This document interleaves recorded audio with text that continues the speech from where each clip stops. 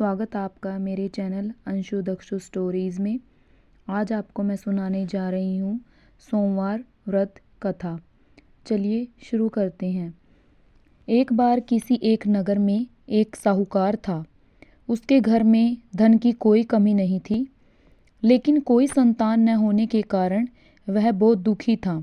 संतान प्राप्ति के लिए वह हर सोमवार को व्रत रखता था और पूरी श्रद्धा के साथ शिव मंदिर जाकर भगवान शिव और माता पार्वती की पूजा करता था।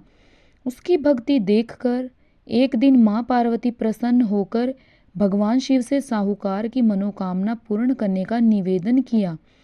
पार्वती जी के आग्रह पर भगवान शिव ने कहा कि हे पार्वती, इस संसार में हर प्राणी को उसके कर्मों का फल मिलता है और जिसके भाग्य में जो हो उसे भोगना ही पड़ता है। लेकिन पार्वती जी ने साहूकार की भक्ति देखकर उसकी मनोकामना पूर्ण करने की इच्छा व्यक्त की। माता पार्वती के आग्रह पर शिवजी ने साहूकार को पुत्र प्राप्ति का वरदान तो दिया, लेकिन उन्होंने बताया कि यह बालक 12 वर्ष तक ही जीवित रहेगा। माता पार्वती और भगवान शिव की बातचीत को साहूकार सुन रहा था, इसीलिए उसे ना तो इस बात की खुशी थी और ना ही दुख। वह पहले की भांति शिवजी की पूजा करता रहा। कुछ समय के बाद साहूकार की पत्नी ने एक पुत्र को जन्म दिया। जब वह बालक 11 वर्ष का हुआ तो उसे पढ़ने के लिए काशी भेज दिया गया। साहूकार ने पुत्र के मामा को बुलाकर उसे बहुत सारा धन देते हुए कहा कि तुम इस बालक को काशी विद्या प्राप्ति के लिए ले जाओ। तुम लोग रास्ते में यज्ञ कराते जाना और ब्राह्मणों को भोजन दक्षिणा देते हुए जाना। दोनों मामा भांजे इसी तरह यज्ञ कराते और ब्राह्मणों को दान दक्षिणा देते हुए काशी नगरी निकल पड़े। इस दौरान रास्ते में एक रात एक नगर में राजा की कन्या का विवाह था, लेकिन जिस राजकुमार से उसका विवाह होने वाला था वह एक आंख से काना था। राजकुमार के पिता ने अपने पुत्र के काना होने की बात को छुपाने के लिए सोचा, क्यों न साहूकार के पुत्र को दूल्हा बनाकर राजकुमारी से विवाह करा दूं। विवाह के बाद इसको धन देकर विदा कर दूंगा और राजकुमारी को अपने नगर ले जाऊंगा। लड़के को दूल्हा के वस्त्र पहनाकर राजकुमारी से विवाह करा दिया गया।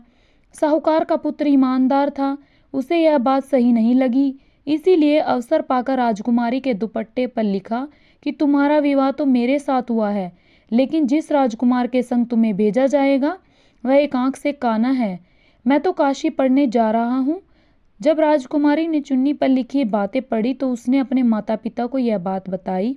राजा ने अपनी पुत्री को विदा नहीं किया। फिर बारात वापस चली गई। दूसरी ओर साहूकार का लड़का और उसका मामा काशी पहुंचे और वहां जाकर उन्होंने यज्ञ किया। जिस दिन लड़का 12 साल का हुआ उस दिन भी यज्ञ का आयोजन था। लड़के ने अपने मामा से कहा कि मेरी तबीयत कुछ ठीक नहीं है। मामा ने कहा कि तुम अंदर जाकर आराम कर लो। शिवजी के वरदानानुसार कुछ ही देर में उस बालक के प्राण निकल गए। मृत भांजे को देखकर उसके मामा ने विलाप करना शुरू कर दिया। संयोगवश उसी समय शिवजी और माता पार्वती उधर से जा रहे थे।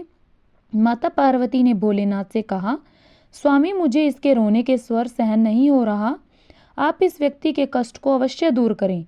जब शिवजी मृत बालक के समीप गए तो वह बोले कि यह तो उसी साहूकार का पुत्र है जिसे मैंने 12 वर्ष की आयु का वरदान दिया था। अब इसकी आयु पूरी हो चुकी है। लेकिन मातृभाव से विभोर माता पार्वती ने कहा कि हे महादेव, आप इस बालक को और आयु देने की कृपा करें, अन्यथा इसके वियोग में इसके माता पिता भी तड़प तड़प मर जाएंगे। माता पार्वती के पुनः आग्रह पर भगवान शिव ने उस लड़के को जीवित होने का वरदान दिया। शिवजी की कृपा से वह लड़का जीवित हो गया। शिक्षा पूरी करके लड़का मामा के साथ अपने नगर की ओर वापस चल दिया। दोनों चलते हुए उसी नगर में पहुंचे जहां उसका विवाह हुआ था। उस नगर में भी उन्होंने यज्ञ का आयोजन किया। उस लड़के के ससुर ने उसे पहचान लिया और महल में ले जाकर उसकी खातिरदारी की और अपनी पुत्री को विदा किया। इधर साहूकार और उसकी पत्नी भूखे प्यासे रहकर बेटे की प्रतीक्षा कर रहे थे।